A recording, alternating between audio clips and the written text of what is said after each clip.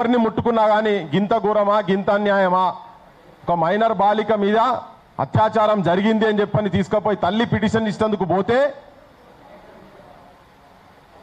సాయంత్రం 6 గంటల నుంచి రాత్రి 12:45 వరకు పోలీస్ స్టేషన్లో కూర్చోబెట్టినరు.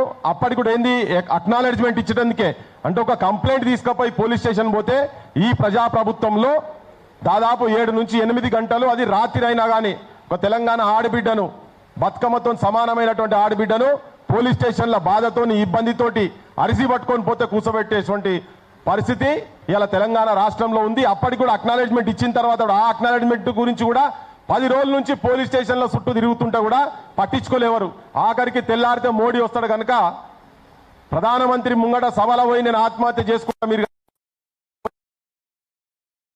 తీసుకుని కేసు కూడా మళ్ళా పొద్దుటి దాకా ప్రయత్నం చేసి ఆమెతో ఎట్లనే చేసి విడ్రా చేపిస్తాడుగా ప్రయత్నం చేసి ఒక దొంగ కేసు కరీంనగర్లో పెట్టించి మళ్ళా సంజయ్ కొడుకుతోటి కరీంనగర్లో బుక్ చేపించి అట్లా కూడా బెదిరించే ప్రయత్నం చేసినా కానీ వాళ్ళు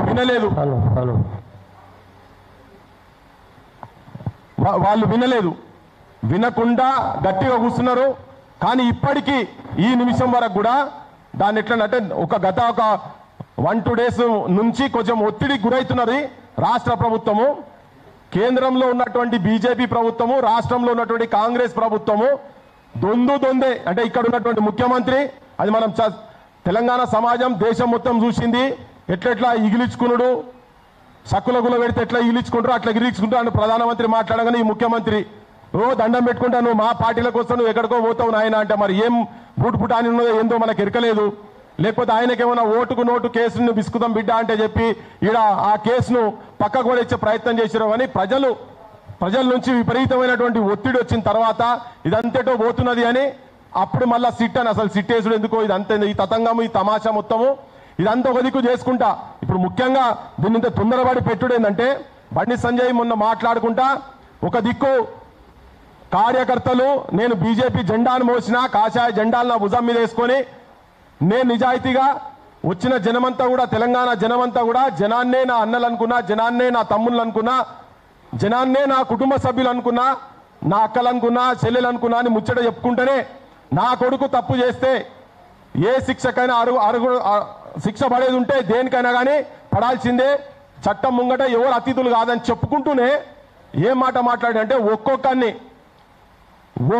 చూడురు గుర్తుపెట్టుకొని ఒక్కొక్కరిని సంగతి చూస్తా, ఒక్కొక్కరిని అంతు చేస్తా అని దేవునికి సంబంధించిన సభల, అది ఒక హనుమాన్ జయంతి నాడు దేవుని గురించి భగవంతుని గురించి మాట్లాడే కాడ ఆయన ఒక చునౌతి చేస్తున్నాడు చిట్కెలు పెట్టి. ఎవరిని వదిలిపెట్టా ఒక్కొక్కరిని సంగతి చూస్తాను, ఓ దిక్కు తప్పు జరిగిందని ఒప్పుకుంటూనే మళ్ళా భయపెట్టించే బెదిరించేటువంటి ప్రయత్నం చేస్తా ఉన్నాడు. సో ఎవరిని భయపెట్టిస్తున్నాడు ఈయన?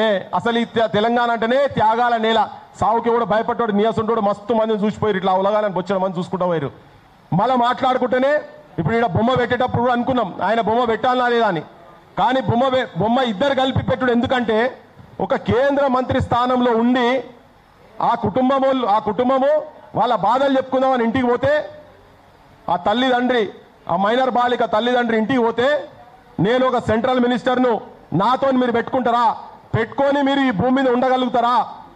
ఇది ఈ మాటలు మాట్లాడుకుంటా బెదిరించుకుంటా ఇంకొకటి ఎంత అవమానంగా, ఎంత హీనంగా, ఎంత నీచంగా క్యారెక్టర్ అసాసిన్ చేసేటట్టుగా చిన్న పిల్లని చూడకుండా కూడా కొడుకు చెరిచి నాశనం పట్టించిందని చెప్పి కంప్లైంట్ ఇచ్చిన, అంటే వాళ్ళు పోయి చెప్పిన తర్వాత కూడా బెదిరించి భయపెట్టించి మానసికంగా చాలా ఇబ్బంది పరిచి ఆయన చెప్తాడు వేదిక మీద, నా భార్య డిప్రెషన్కు గురైందన్నా, డిప్రెషన్కి పోతుందన్నా, నా కుటుంబం ఆగమంలో ఉన్నదన్నా అని చెప్తున్నాడు. అరే కొద్దిగానన్నా శరము సిగ్గుండాలి మీకు, మీరే ఉల్టా చోర్ కోతవాళ్ళు ఎక్కున్నది ముచ్చట.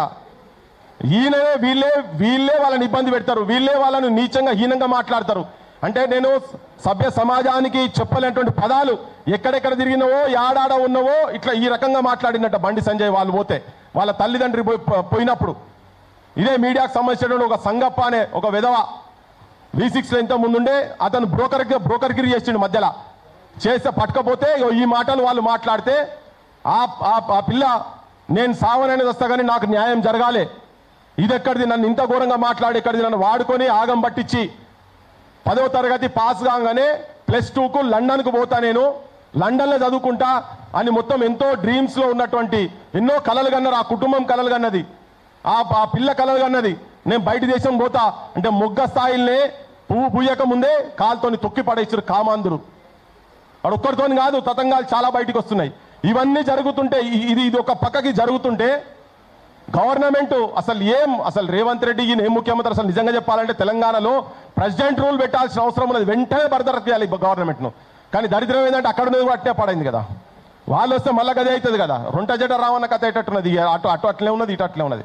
సో ప్రజలకు ఇప్పుడు ఇంత జరుగుతుంటే కొంతమంది అంటే బీజేపీలో ఉన్నటువంటి వాళ్ళు కూడా చాలా మంది మదన పడుతున్నారు, అది వేరే విషయం. కొంతమంది ఇంత బహిరంగంగా నిస్సిగ్గుగా ఏమాత్రం లజ్జ లేకుండా మానవత్వం లేకుండా ఆ మైనర్ బాలికను తన క్యారెక్టర్ అసాసిన్ చేసేటట్టుగా ఏవేవో మార్పుడు అవోటి ఇవోటి ఏవేవో బజాట్ల పట్టించేసి పంపుతా ఉన్నారు. అందుకే తెలంగాణ సమాజానికి దేశానికి మొత్తానికి అసలు ఏం జరుగుతున్నది తెలంగాణలో నిజంగా ఇప్పుడు ఆయన బెదిరించినట్టు ఆయన అన్నాడు. మరి ఇప్పుడు వాళ్ళు మానసికంగా డిప్రెషన్కి పోతుంటే మీరు డిప్రెషన్ కాదు, ఆల్రెడీ చంపి పడేసారు, వీళ్ళని కుటుంబాన్ని నాశనం పట్టించేసారు. ఆఖరికి 50,000 రూపాయలకు అదేదో వచ్చి డిమాండ్ చేసిరు, 50,000 రూపాయలు కావాలని చెప్పని మేము పంపించినాము, 5 కోట్లు అంటున్నారు, ఓసారి 5 లక్షలు అంటున్నారు. ఇట్లా ముచ్చట పెట్టి జనానికి ఏంటంటే వీళ్ళు ఏదో పైసల గురించి పోయిన లెక్క 100 కోట్లు ఉన్నాయి వాళ్ళ దగ్గర. ఆ కుటుంబాన్ని తొక్కిపడేసి నాశనం చేసి మళ్ళా పక్కకి 2-3 అయ్యగారాసంటోళ్ళని ఏసాలు వేసిన వాళ్ళని పక్కకు నిలబెట్టుకొని ఎంత అద్భుతంగా మాట్లాడుతున్నాడంటే దేవునికి పెట్టినటువంటి సభల ఆయనే దుర్మార్గుడు, ఆయనే అధర్మం చేసి, ఆయనే అన్యాయం చేసి, ఆయనే మోసం చేసి, ఆయనే దగా చేసి, తోకా చేసి, ఆయన కొడుకు చేసిండు, ఈయన చేసిండు. బయటికి వచ్చి లాభ లక్ష్మణ జానకి జై బోలో హనుమానికి అని నినాదాలు ఇప్పిస్తున్నాడు. ఇది జనాలని తింటున్నాం. జై శ్రీరామ్ జై శ్రీరామ్ అని శ్రీరాముడు చెప్పినాడా నీకు ఈ పనులు చేయమని, చెత్త పనులు చేయమని చెప్పి? మర్యాద పురుషురామ్ ఇవన్నీ ముచ్చట్లు చెప్పి ఆయన చెప్పిండా? నీ ఆ సొంటలు అనుకుంటే ఆ శ్రీరామచంద్రుడు ఉండేది ఉంటే ఆ బాణం ఉండేది ఉంటే ఛాతికెళ్ళి గుండెలకెళ్ళి తీసి అవతల పడేస్తుండే. నిజంగానే కనుక రాముడు అంటాడు ఆ గవర్నమెంట్లో ఎవడన్నా ఉండేది ఉంటే ఇప్పటికైనా తీసుకోపోయి ఇంట్లో కాదు బొక్కల వరేయాలి. బండి సంజయ్ని కూడా బొక్కల వరేయాలి, ఒక కొడుకుని కాదు. ఎందుకు బొక్కల వరేయాలంటే ఇంటర్నల్గా వాళ్ళ తల్లిదండ్రులను మైనర్ బాలిక తల్లిదండ్రిని బెదిరించుడే కాక యావత్ సమాజాన్ని ఇలా మనందరినీ రాక్షసులట మనమందరం. వాడు అంటాడు, బండి సంజయ్ వాడు అంటాడు, రాక్షసులందరూ మన వెంబడి పడుతున్నానా, మా కుటుంబం వెంబడి పడుతున్నానా అని. అరే నువ్వు చేసిన ఈ పిశాచులు కూడా చేయరు అయ్యా, నీ కొడుకు చేసినాయి నువ్వు చేసిన కథలకు పొద్దున్న లేస్తే నీ భాష ఫాల్తుగాన్లు, హౌలాగాన్లు, దివానగాన్లు, వీనికి వాడు పుట్టిండా వానికి వీడు పుట్టిండా, ఇటువంటి విధవలు భారతదేశంలో ఒక అద్భుతమైనటువంటి పోర్ట్ఫోలియోకు మంత్రిత్వ శాఖకు, హోం మంత్రిత్వ శాఖకు రక్షకుడే భక్షకుడు అంటే ఇట్లనే ఉంటుంది. మరి ఆ పిల్లగాని మొత్తం తతంగాలు చూస్తే ఇంతకుముందు కూడా మనం చాలా చూసినాం, ఉదంతాలు చూసినాము. కాలేజీలో పొంట పోయి రూమ్లో పొంట పోయి అయ్యా మంత్రి అని చెప్పి మిస్యూజ్ చేసుకుంటా దెబ్బలు కొట్టుడు, ఇవాళ బయటకు వచ్చి ఏదైతే వార్నింగ్ ఇస్తుండో ఈ వేదిక మీదకి వెళ్ళి మనము వీళ్ళందరినీ పిలిచిన కొంతమంది వస్తూ ఉన్నారు, తొవ్వలు ఉన్నారు, కొంతమంది బీజేపీ ఆఫీస్ దగ్గర ఉన్నారు, కొంతమంది వేరే ప్రెస్ కాన్ఫరెన్స్లో ఉన్నారు, విమలక్క వీళ్ళందరూ కూడా వస్తున్నారు, సంధ్యక్క వాళ్ళందరూ కూడా వస్తున్నారు. మనం ఇక్కడ నుంచి తెలంగాణ సమాజానికి ఆ కుటుంబానికి ఇప్పుడు మనందరూ రాక్షసులం అట. మరి రాక్షస సైన్యము నిజంగా రాక్షస సైన్యమా? వాళ్ళు శ్రీరామచంద్రుడి వారసులా, మనం శ్రీరామచంద్రుడి వారసులమా? బోన్లల్లా జైళ్ళల్లా ఎవడు ఉండాలనేది సమాజానికి చెప్పేటువంటి ప్రయత్నమే ఇక మేము అనుకొని సీను మేము అందరం అనుకొని పాశంకులు మేము రఘు అందరం కలిసి అనుకొని ఈ మీటింగ్ పెట్టి కూర్చొని దీని ద్వారా జనానికి ఒక మెసేజ్ ఇవ్వదలుచుకున్నాం. మేము ఉన్నాం, ఈ కుటుంబానికి అండ ఉన్నాం. మీ అసొంటోళ్ళు ఈ చెత్తలు కరీంనగర్ ప్రజలకు నేను మాట్లాడేటప్పుడు ఇంకా చాలా విషయాలు చెప్తాను నేను. కానీ ఇటువంటి విధవలకు మీరు ఓట్లేసి పంపిస్తే ఏ ఇంట్లో కూడా ఏ ఆడబిడ్డలకు కూడా ఎవరికి కూడా రక్షణ ఉండదు. ఇప్పుడే డిసైడ్ చేసుకోవాలి, జనం కూడా డిసైడ్ చేసుకోవాలి. ఒక రాజకీయ అనిశ్చితి తెలంగాణలో ఉన్నది. ఎక్కడన్నా అధికార పక్షపోడు ప్రతిపక్షపోడు ఇద్దరు కలిసి ఉన్నది చాలా అరుదుగా చూస్తాం. అది ఎక్కడ ఉదాహరణ చూడాలంటే మాత్రం ఇలా తెలంగాణకు వస్తే క్లియర్ కనబడుతుంది. రేవంత్ రెడ్డి ఆర్ఎస్ బ్రదర్స్ అని జనమే పేర్లు పెట్టిన వాళ్ళకు రేవంత్ అండ్ సంజయ్ ఇద్దరు కలిసి ఇప్పటికీ ప్రయత్నం చేస్తున్నారని ప్రజల నుంచి ఎప్పుడైతే తిరుగుబాటు వచ్చిందో ఇవాళ వాళ్లకు కేసులు పెట్టక తప్పలేదు. ఇవాళ యాక్చువల్గా బెయిల్ వచ్చేటందుకు జుడిషియరీని కూడా మేనేజ్ చేసే పరిస్థితి తీసుకొచ్చి పెట్టిండ్రు. ఇలా జుడిషియరీ గురించి మాట్లాడుతున్నాం అనుకున్నారు, ఇలా నోట్ల కట్టలతోని జడ్జిల ఇళ్లలో నోట్ల కట్టలు దొరుకుతున్నాయి. చాలా జడ్జిమెంట్లు, ఈవెన్ నిరుద్యోగులకు సంబంధించిన జడ్జిమెంట్లు కూడా ఎట్లా వచ్చినాయి మనకు అందరికి ఎరికే. నిరుద్యోగులను అడిగితే దాని మీద ఓ గ్రంథాలు చెప్తారు, వాళ్ళు ఏ టైంలో ఎట్లా జరిగింది అనే సంగతి. అందుకని అన్నింటిని మేనేజ్ చేసే ప్రయత్నం చేస్తూ ఉన్నారు. కాబట్టి ఆల్రెడీ గవర్నమెంట్లో రెండు కలిస్తున్నాయి. కానీ ఇలా ప్రజలుగా మనం ఆ కుటుంబానికి అండగా ఉండాలి.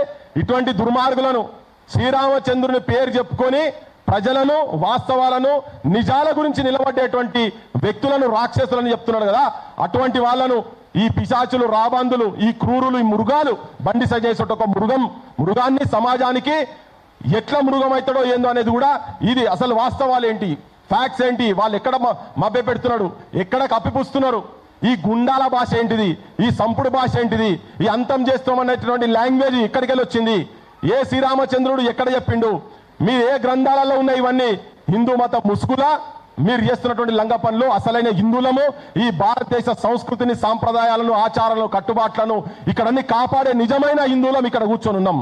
ఇలా నిన్ననే చెప్పిండు సుప్రీంకోర్టు జడ్జి చెప్పిండు, హిందుత్వం అంటే అదొక వే ఆఫ్ లైఫ్ అని, ఒక జీవన విధానం అని. ఆ జీవన విధానాన్ని గుండెలలో నింపుకున్న వాళ్ళందరం ఇక్కడ ఉన్నాం. నువ్వు చెప్తున్నటువంటి రాక్షస జాతి ఏది ఉన్నారో అసలైన హిందువులం మేము, మీరు నకిలీ గాన్లు, మీరు డూప్లికేట్ గాన్లు, దొంగలు మీరు. చాలా బాహాటంగా సమాజం కూడా బరి గీయాల్సిన అవసరం ఉన్నది. అటుపక్కకి ఎవడు ఉంటాడో, ఇటుపక్కకి ఎవడు ఉంటాడో క్లియర్ కట్ గా ఇప్పుడు తేలాలే. వాళ్ళు సంపే భాష మాట్లాడుతారు, వెంటనే ఆయనను మంత్రి పదవి నుంచి తీసిపడాలి, లేకపోతే ఈ బురద మొత్తం బీజేపీ గవర్నమెంట్ కు, నరేంద్ర మోడీ కూడా తగులుతుంది. అరే ఎట్లా పోక్సో అందరికి ఇదే న్యాయం జరుగుతుందా?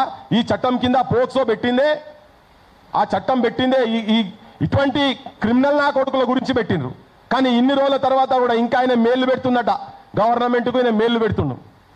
డీజీపీ అంటే ఆయన మాట్లాడతాడు, ఎంత వాస్తవమో తెలియదు. కానీ పోలీసు వాళ్ళంతా ప్రధానమంత్రి సెక్యూరిటీ కార్డు ఉన్నారని పురియం, ఇది ఎక్కడ ఆయన ఏం మాటలు మాట్లాడుతున్నారు ఇవన్నీ. సో ఇప్పటిదాకా వీళ్ళు రక్షించే ప్రయత్నం చేసిండ్రు. ఒక దుర్మార్గుణ్ణి, ఒక నీచుణ్ణి, ఒక కిరాతకుణ్ణి, ఒక కసాయిగాన్ని. నేను చాలా హార్ష్ పదాలు వాడుతున్నా, నేను కూడా చాలా స్ట్రాంగ్ మెసేజ్ జనంకి ఏదలుచుకున్నా. జనం ఎటు పక్కకుంటాడు, ఎందుకు కసాయి, ఎందుకు నీచుడు, అభంశువం తెలుగుని ఒక చిన్న పిల్లను తన ఫ్యూచర్ ఎక్కడో బయటి దేశాల్లో పోయి చదువుకుంటా అని చెప్పి డిసైడ్ అయిన పిల్లను ఫస్ట్ పరిచయం పేరుతోటి, తర్వాత మంచిగున్నదని చెప్పి కళ్ళు పడి కామాంధులు లెక్క ప్రేమాన్ని వెంటబడి, కాదు అని అంటే పెళ్లి చేసుకుంటా అని చెప్పని ఎంబడి పడి